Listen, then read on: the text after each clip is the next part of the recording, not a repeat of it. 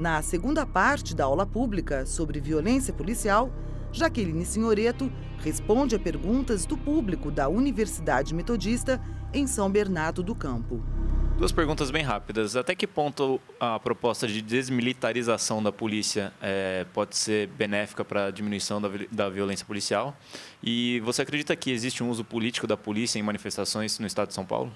A questão é um pouco maior do que a gente discutir apenas se a polícia é militar ou não é militar, né? Eu acho que a questão tem a ver com o modelo de policiamento e o foco que está colocado na política de segurança pública, né? Então, como a gente tem demonstrado aqui, a violência está sendo concentrada principalmente para fazer o controle ilegal de ocorrências que envolvem circulação de dinheiro, né? Então, a gente está vendo claramente que a política de segurança pública hoje ela visa crimes contra o patrimônio, e ela visa crimes de drogas. 70% das pessoas que são presas, certo, elas respondem ou por crime contra o patrimônio ou por delitos ligados à venda de drogas. Portanto, nós estamos falando de uma circulação ilegal da riqueza e de uma ação policial que visa isso. Certo? E uma ação policial que não visa os crimes contra a vida. Menos de 7% das pessoas que estão presas no estado de São Paulo hoje cometeu crimes contra a vida. Portanto, não é o crime contra a vida que é o foco da política criminal. Certo? Eu acho que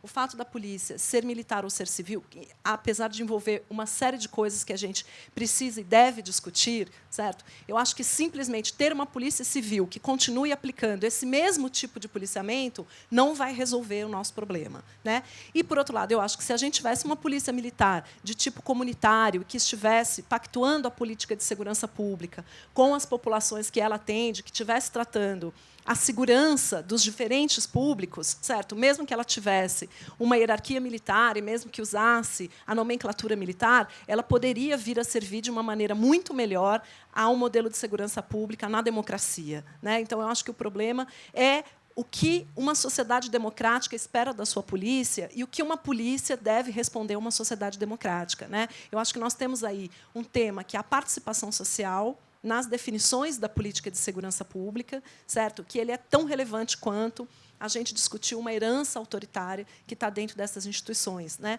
Porque me parece que há um descontentamento, sim, com o modo como a polícia funciona, não apenas por parte da sociedade, mas também por parte dos próprios policiais, né? Que se sentem, muitas vezes, ameaçados e atingidos nos seus direitos de trabalhador, né, por participarem de uma instituição militarizada que não discute nem com a sociedade e nem com o seu próprio público interno a definição de prioridades, né? Então, eu vejo que o tema da desmilitarização, na verdade, ele é muito amplo, né, e ele deveria envolver, né, muito mais questões, certo, do que apenas o tipo de organização policial que nós queremos na segurança pública, né? Em primeiro lugar, segurança pública não é só assunto de polícia, certo? E, em segundo lugar, uma polícia civil que continuasse visando o mesmo perfil de controle do crime, né, também não serviria a uma sociedade democrática.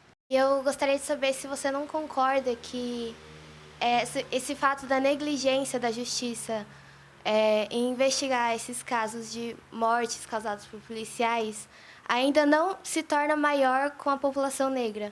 Eu acredito que sim, né? Porque o acesso à justiça por parte da população negra, o acesso à justiça por parte da população pobre, a atenção da mídia e a atenção dos próprios movimentos mais organizados, dos partidos políticos, né, dos deputados, dos formadores de opinião nesse país, está muito pouco voltada para a realidade de vida da população jovem negra de periferia. A senhora também acabou de afirmar que, na estatística, também jovens e negros eles costumam cometer crimes.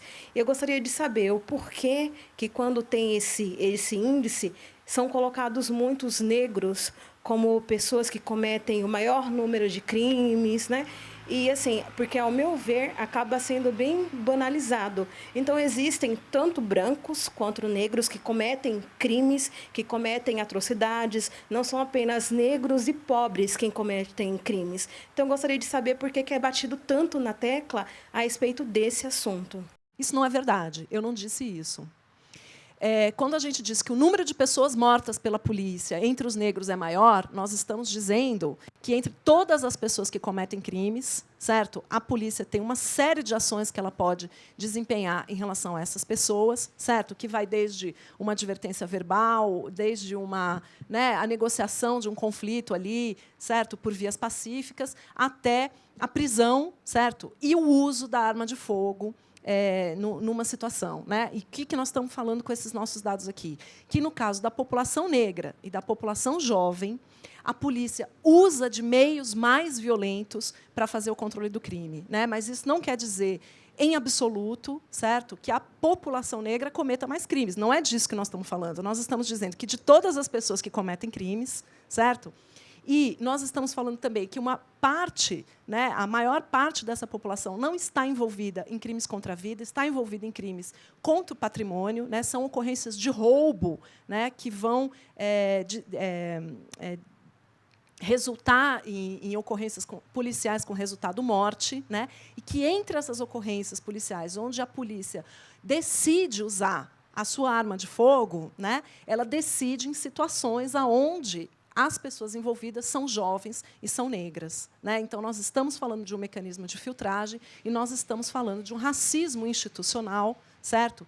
Que opera a decisão dos policiais de quando usar a ação violenta ou não. O que nós estamos dizendo? Quando as pessoas são brancas, esta força policial se usa com medida, dentro de certos parâmetros. Quando as pessoas são negras, esse uso acontece, certo, de uma outra forma.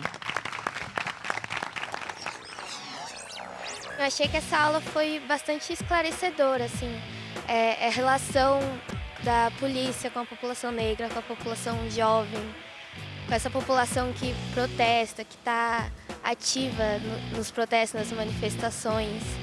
Foi uma coisa bem esclarecedora, assim, para mostrar mesmo a realidade da nossa polícia atual do Brasil.